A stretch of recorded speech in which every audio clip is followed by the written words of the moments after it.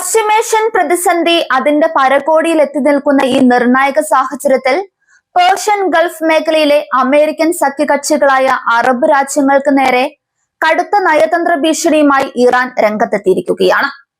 ഇറാന്റെ പരമോന്നത നേതാവിന്റെ മുതിർന്ന ഉപദേശകനായ മൊഹ്സൻ റസായി നടത്തിയ പ്രസ്താവനകളാണ് ഗൾഫ് മേഖലയിൽ വലിയ രാഷ്ട്രീയ കൊടുങ്കാറ്റ് ഉയർത്തിയിരുന്നത്. മേഖലയിൽ വൻതോതിലുള്ള ഒരു പ്രാദേശിക യുദ്ധത്തിന്റെ ഭീതി വർദ്ധിപ്പിക്കുന്നതാണ് അദ്ദേഹത്തിന്റെ ഈ വിനാശകരമായ മുന്നറിയിപ്പുകൾ.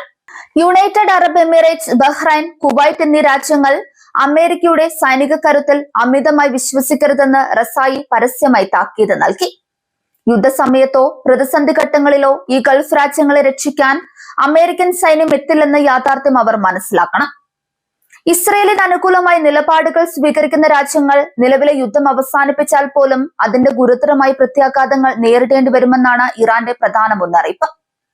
ഗൾഫ് മേഖലയിലെ അതിർത്തി തർക്കങ്ങളെയും പരമാധികാരത്തെയും ചോദ്യം ചെയ്യുന്ന തരത്തിലുള്ള അതീവ വിവാദപരമായ പരാമർശങ്ങളും ഇറാന്റെ ഭാഗത്തു നിന്നുണ്ടായി. അബുദാബിയുടെ ഭൂപ്രദേശങ്ങളെയും കുവൈറ്റിന്റെ തന്ത്രപ്രധാനമായ ബൂബിയാൻ ദ്വീപിനെയും പരോക്ഷമായി പരാമർശിച്ചുകൊണ്ട് റസായി നടത്തിയ പ്രസ്താവനകൾ നയതന്ത്ര തലത്തിൽ വലിയ ഞെട്ടലാണ് ഉണ്ടാക്കിയത്. ഗൾഫ് രാജ്യങ്ങളുടെ ഭൂമിശാസ്ത്രപരമായ അതിരുകളെ പോലും മാറ്റിമറിക്കാൻ പോന്ന പരസ്യമായ വെല്ലുവിളിയാണ് ഇതിലൂടെ ഇറാൻ ഉയർത്തിയിരിക്കുന്നത്.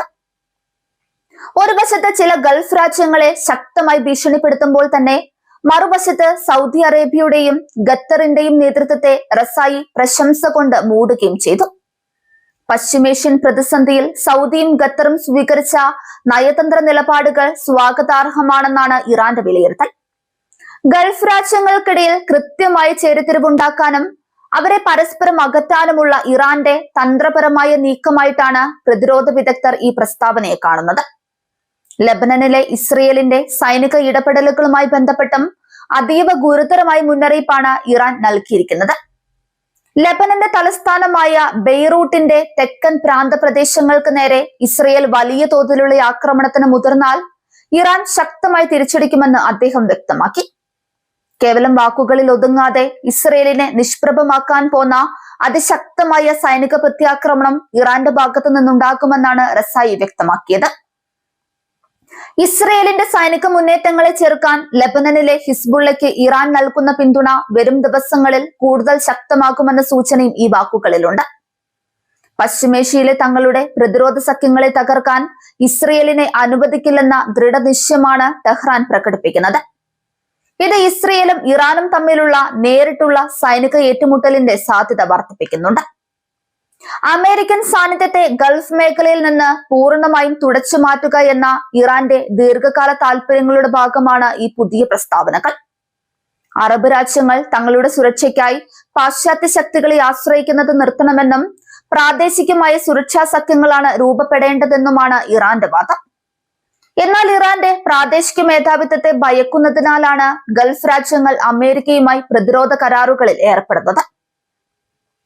ഇറാൻ നേതാവിന്റെ ഈ വിവാദ പ്രസ്താവനകളോട് UAE, ബഹ്റൈൻ, കുവൈറ്റ് തുടങ്ങിയ രാജ്യങ്ങൾ കടുത്ത പ്രതിഷേധമാണ് രേഖപ്പെടുത്തുന്നത്. തങ്ങളുടെ പരമാധികാരത്തിനു മേലുള്ള കടന്നുകയറ്റമാണ് ഈ ഭീഷണികളെ ഗൾഫ് സഖ്യം കാണുന്നത്.